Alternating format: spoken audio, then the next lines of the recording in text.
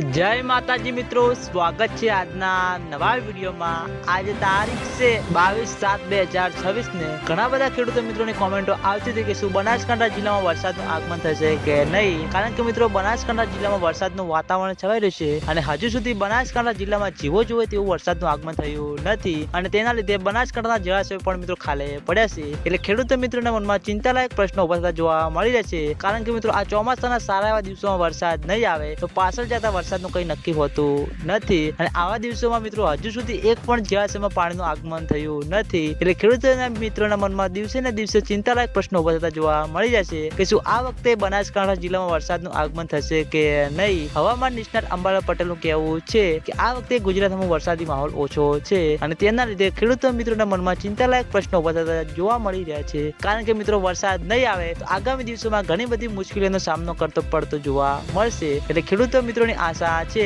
કે જેમ બને તેમ ઝડપી બનાસકાંઠા જિલ્લામાં વરસાદનું આગમન થાય। અને આજના વિડીયોમાં આટલું હતું। તમે બધા અમારી ચેનલ ઉપર નવા હોય તો વિડીયોને લાઈક કરી દેજો, કોમેન્ટ કરી દેજો અને ચેનલને સબસ્ક્રાઇબ પણ કરી દેજો। તો મિત્રો જય માતાજી।